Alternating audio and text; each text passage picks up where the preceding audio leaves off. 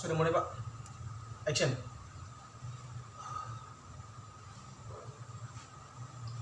Assalamualaikum warahmatullahi wabarakatuh.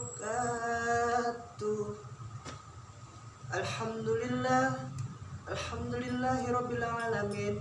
Wabihi nasta'in wala umur dunya waddin. Wassalatu wassalamu ala asrofil anbiya wal mursalin, Sayyidina wa maulana Muhammadin wa ala alihi wa sahbihi ajmain, amma ba'du. Pertama-tama, marilah kita panjatkan puja dan puji syukur kita kehadirat Allah Subhanahu wa taala yang telah memberikan kita nikmat iman, nikmat Islam, nikmat panjang umur, serta nikmat sehat wal afiat.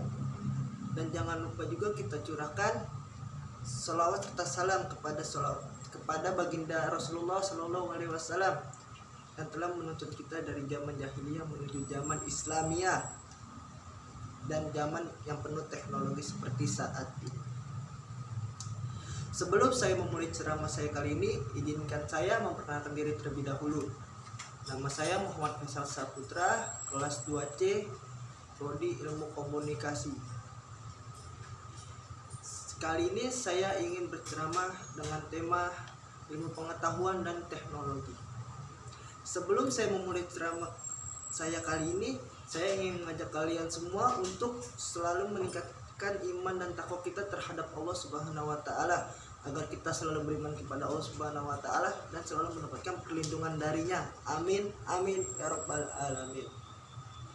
Para jamaah yang menonton video saya yang dirahmati oleh Allah Subhanahu wa taala, pada era yang serba kekinian kali saat ini, ilmu pengetahuan teknologi sangatlah berkembang pesat. Dari yang masih kecil, anak-anak, remaja, dewasa, hingga orang tua pun sudah mengenal apa itu ilmu teknologi, terutama internet.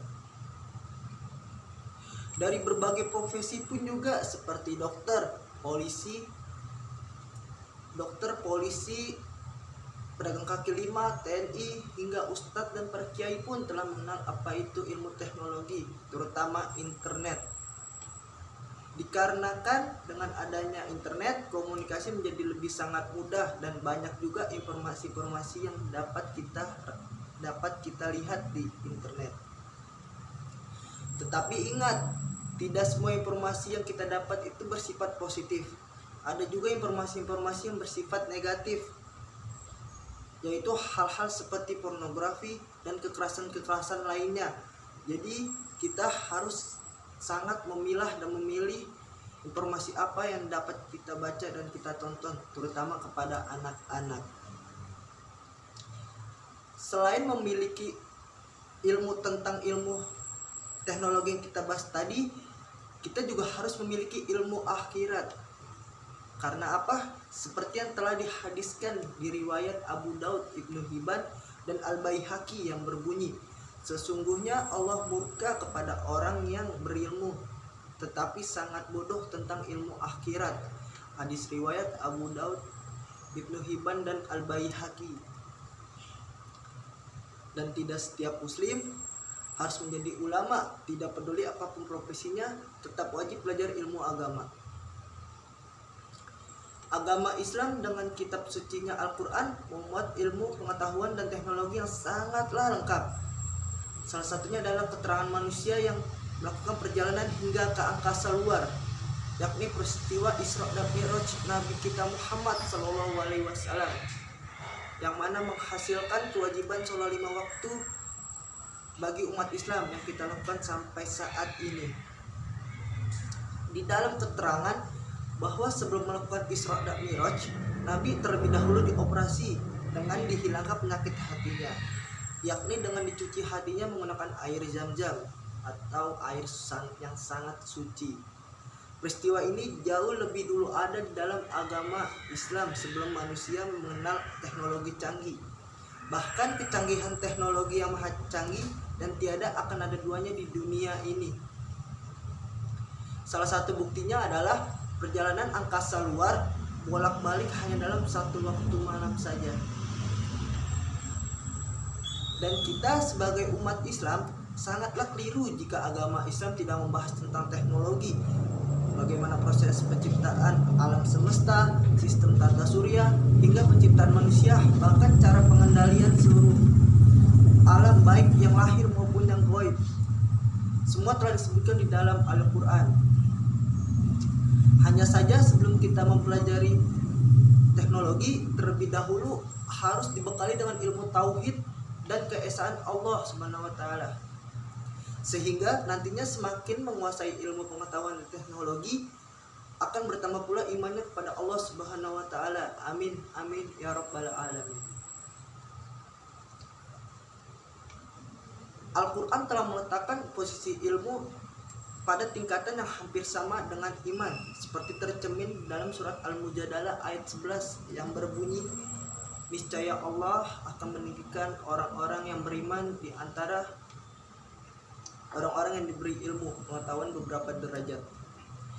Ayat-ayat Al-Quran yang memerintahkan manusia mencari ilmu atau menjadi ilmuwan begitu banyak.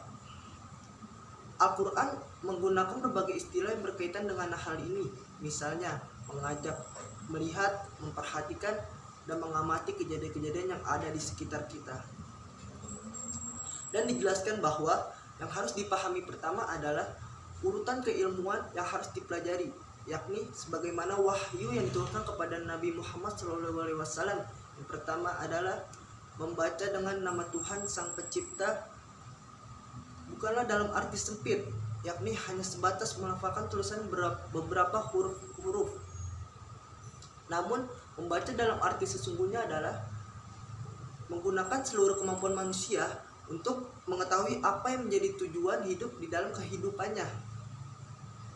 Dan hal tersebut dijelaskan pada keadaan real Nabi Muhammad SAW yang saat itu buta huruf dan kitab Al-Quran juga belum ada. Sehingga membacanya umat Islam tidaklah sesempit makna membaca yang sekarang pada umumnya. Karenanya umat Islam diharapkan terus mengkaji segala sesuatu melalui penglihatan, pendengaran, perasaan, dan pikiran terhadap segala situasi yang dialaminya. Tentunya membaca atau belajarnya umat Islam harus pada guru, ustadz ataupun kiai yang sudah memahami betul apa itu ilmu ketahuitan yang baik. Cara ini digunakan agar tidak terjadinya pemahaman yang keliru atau salah terhadap agama Islam. Karena kriteria keberhasilan umat Islam adalah dilihat dari akhlaknya. Dan hikmah yang dapat saya simpulkan pada ceramah saya kali ini adalah kita boleh saja mencari ilmu dunia untuk memperluas pengetahuan kita, namun kita jangan sampai terlena dan melupakan ilmu agama, karena ilmu agama itu sangat penting untuk bekal kita di akhirat nanti. Karena jika kita terlalu mengejar sesuatu secara berlebihan di dunia ini, kita akan terjebak di dalam keserakahan, kesombongan, dan akibat-akibat lain yang dapat disebabkan. Oleh karena itu, alangkah baiknya jika ilmu dunia seimbang dengan ilmu agama, supaya kita mendapatkan kebahagiaan di dunia maupun di akhirat. Amin amin ya rabbal alamin. Dan bagi setiap orang gagap, teknologi adalah hal yang sangat memalukan. Tapi percayalah, gagap ilmu agama sungguh jauh lebih menghinakan di akhirat. Sekian yang bisa saya sampaikan. Sebelumnya saya ingin mengucapkan maaf jika ada salah-salah kata, karena kesalahan datang dari saya dan manusia tidak ada yang sempurna, karena kesempurnaan hanya milik Allah Subhanahu wa taala. Bismillahirrahmanirrahim. Asyhadu an la ilaha illallah wa asyhadu anna Muhammadar Rasulullah. Allahumma sholli ala sayyidina Muhammad wa ala ali sayyidina Muhammad. Allahumma sholli ala sayyidina Ibrahim wa ala ali sayyidina Ibrahim wa barik ala sayyidina Muhammad wa ala ali sayyidina Muhammad kama barakta ala sayyidina Ibrahim wa ala ali sayyidina Ibrahim fil alamin innakal hamidum majid. Rabbana atina fid dunya hasanah wa fil akhirati hasanah wa qina adzabannar. Rabbana atina fid dunya hasanah wa fil akhirati hasanah wa qina adzabannar. Rabbana atina fid dunya hasanah wa fil akhirati hasanah wa qina adzabannar.